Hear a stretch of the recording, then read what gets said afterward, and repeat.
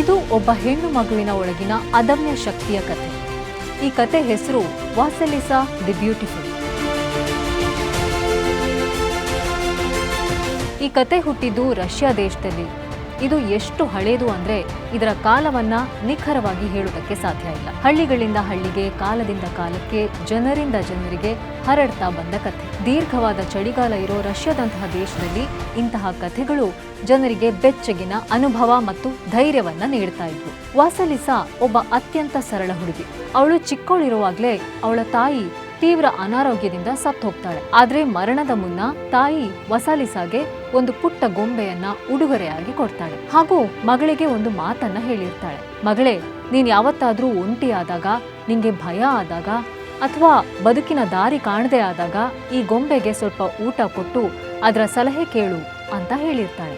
ಮೇಲ್ನೋಟಕ್ಕೆ ಇದೇನೋ ಮಾಯಾಜಾಲದ ಹಾಗೆ ಕಂಡ್ರೂ ರಷ್ಯನ್ ಸಂಸ್ಕೃತಿನಲ್ಲಿ ಈ ಗೊಂಬೆ ಮನುಷ್ಯನ ಮನಸ್ಸಾಕ್ಷಿ ಅಥವಾ ವಿವೇಕದ ಸಂಕೇತ ಅಂತ ಹೇಳಲಾಗುತ್ತೆ. ತಾಯಿಯ ನಿಧನದ ನಂತರ ವಾಸಲಿಸಾಳ ತಂದೆ 2ನೇ ಮದುವೆ ಆಗ್ತಾರೆ. ಆದ್ರೆ ಅವಳ ಸಾಕು ತಾಯಿ ಮತ್ತು ಅವಳಿಗೆ ಹುಟ್ಟಿದ 2 ಹೆಣ್ಮಕ್ಳು ವಾಸಲಿಸಾಳನ್ನ ಕಡೆಗಣಿಸ್ತಾರೆ. ಅವಳ ಮೇಲೆ ಅತಿಯಾದ ಕೆಲಸ ಹೇರಿ ಅವಮಾನ ಮಾಡ್ತಾ ಅವಳನ್ನ ಹಿಂಸಿಸ್ತಾರೆ. ನಾವು ಕೇಳಿರೋ ಹಲವಾರು ಕಥೆಗಳ ಹಾಗೆ ಈ ಕಥೆಯಲ್ಲಿ ಕೂಡ ಒಂದು ಹೆಣ್ಣು ಮಗುವಿನ ಕಷ್ಟದ ಬದುಕು ಶುರುವಾಗುತ್ತೆ. ಒಂದಿನ ವಾಸಲಿಸಾಳ ಸಾಕು ತಾಯಿ ಮತ್ತು ಅವಳ ಮಕ್ಕಳು ಮನೆಯಲ್ಲಿದ್ದ ದೀಪವನ್ನ ಆರಿಸ್ತಾರೆ. ಮನೆಯಲ್ಲಿ ಬೆಂಕಿನೂ ಇಲ್ಲ, ಬೆಳಕು ಇಲ್ಲದ ಪರಿಸ್ಥಿತಿ ನಿರ್ಮಾಣ ಆಗುತ್ತೆ. ಆಗ ಅವರು ವಾಸಲಿಸಾಳಿಗೆ ದಟ್ಟವಾದ ಕಾಡಿನೊಳಗೆ ಹೋಗಿ ಬೆಂಕಿ ತರೋ ಹಾಗೆ ಹೇಳ್ತಾರೆ. ಆ ಕಾಡಲ್ಲಿ ಬಾಬಾ ಯಾಗ ಅನ್ನೋ ವಿಚಿತ್ರ ಮಹಿಳೆ ಇರ್ತಾಳೆ. ಈ ಬಗ್ಗೆ ಮಲತಾಯಿಗೆ ಮತ್ತು ಅವಳ ಮಕ್ಕಳಿಗೆ ಗೊತ್ತಿರುತ್ತೆ. ಆದ್ರೂ ಪಾಪ ವಾಸಲಿಸಾಳನ್ನ ಅಲ್ಲಿಗೆ ಕಳಿಸ್ತಾರೆ. ರಷ್ಯನ್ ಜನಪದ ಕಥೆಗಳಲ್ಲಿ ಈಕೆದು ಅತ್ಯಂತ ಭಯಾನಕ ಪಾತ್ರ. ಅವಳ ಮನೆ ಮಾನವನ ಎಲುಬುಗಳ ಮೇಲೆ ನಿಂತಿರುತ್ತಂತೆ.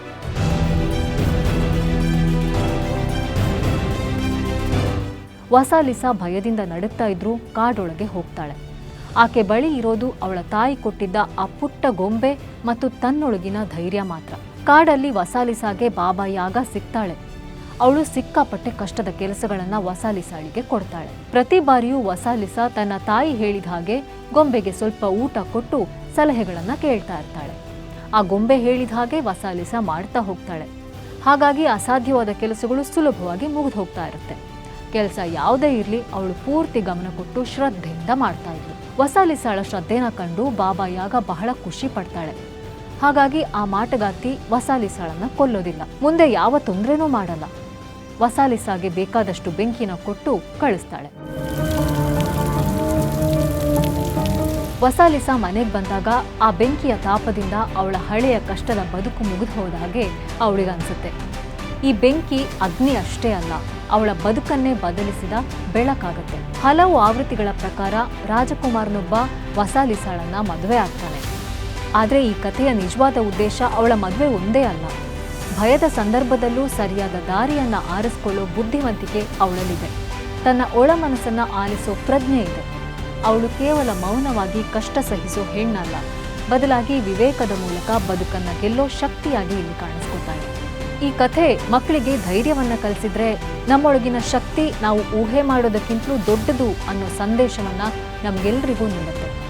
ಎಷ್ಟೋ ಸಂದರ್ಭಗಳಲ್ಲಿ ನಾವು ಅಯ್ಯೋ ಈ ಕೆಲಸ ಎಷ್ಟು ಕಷ್ಟ, ಇದನ್ನ ಮಾಡೋದು ಹೇಗಪ್ಪ ಅಂತ ಕೈ ಚೆಲ್ಲಿ ಕೂರೋ ಹಾಗಾಗುತ್ತೆ. ಆದ್ರೆ ಗಮನವನ್ನ ಸಮಸ್ಯೆಯ ಮೇಲೆ ಇಡದೆ ಕೆಲಸ ಮುಗಿಸೋ ಕಡೆ ಅಥವಾ ಪರಿಹಾರದ ಕಡೆ ಗಮನ ಕೊಟ್ಟಾಗ ಆ ಕೆಲಸ ಮುಗ್ದೇ ಹೋಗುತ್ತೆ. ನಮ್ಮೆಲ್ಲರ ಒಳಗೂ ನಾವು ಅಂದ್ಕೊಂಡಿದ್ದಕ್ಕಿಂತಲೂ ಹೆಚ್ಚಿನ ಶಕ್ತಿ ಇದೆ ಅಂತ ಈ ಕಥೆ ನಮಗೆ ಮತ್ತೆ ಮತ್ತೆ ಜ್ಞಾಪಿಸುತ್ತೆ. ಕೆಲವೊಮ್ಮೆ ನಮಗೆ ಬೇಕಾದ ಶಕ್ತಿ ಹೊರಗಿನ ಪ್ರಪಂಚದಲ್ಲೋ ಇನ್ನೊಬ್ಬ ವ್ಯಕ್ತಿಯಿಂದಲೋ ಸಿಗಲ್ಲ. ಆ ಶಕ್ತಿ ನಮ್ಮೊಳಗೇ ಇರುತ್ತೆ. ವಾಸಲಿಸಾ ಕಾಡಿಂದ ತಂದ ಬೆಳಕಿನ ಹಾಗೆ. ನಮ್ಮಲ್ಲೂ ಇರೋ ಆಂತರಿಕ ಬೆಳಕು ನಮ್ಮನ್ನ ಒಳ್ಳೆ ದಿನಗಳ ಕಡೆಗೆ ಕರೆದೊಯ್ಯುತ್ತೆ. ಈ ನಂಬಿಕೆಯೇ ಸಾಕು ಅಲ್ವಾ ಧೈರ್ಯದಿಂದ ಬದುಕೋದಕ್ಕೆ. ಬದುಕು ಎಲ್ಲರಿಗೂ ಸುಲಭ ಅಲ್ಲ, ಹಾಗೆ ಬದುಕು ಅಂದ್ರೆ ಕಷ್ಟ ಒಂದೇ ಕೂಡ ಅಲ್ಲ. ಎಲ್ಲರೂ ಒಂದಲ್ಲ ಒಂದು ರೀತಿಲಿ ಬದುಕಿನ ದಾರಿನ ಕಂಡುಕೊಂಡಿರ್ತೀವಿ, ನಿಜ ಅಲ್ವಾ? ನಿಮ್ಮ ಬದುಕಿಗೆ ಬೆಳಕಿನಂತೆ ಇರೋ ಸತ್ಯ ಯಾವುದು? ಕೈ ಹಿಡಿದು ನಡೆಸೋ ಬೆಳಕಿನ ಭರವಸೆ ಯಾವುದು? ನನ್ನ ಜೊತೆ ಹಂಚ್ಕೊಳ್ಳಿ. ಇನ್ನಷ್ಟು ಕಥೆಗಳನ್ನು ಕೇಳೋದಕ್ಕೆ ಟೇಲ್ಸ್ ವಿತ್ ರಶ್ಮಿ ಯೂಟ್ಯೂಬ್ ಚಾನಲ್ನ ಫಾಲೋ ಮಾಡ್ತಾ ಇರಿ.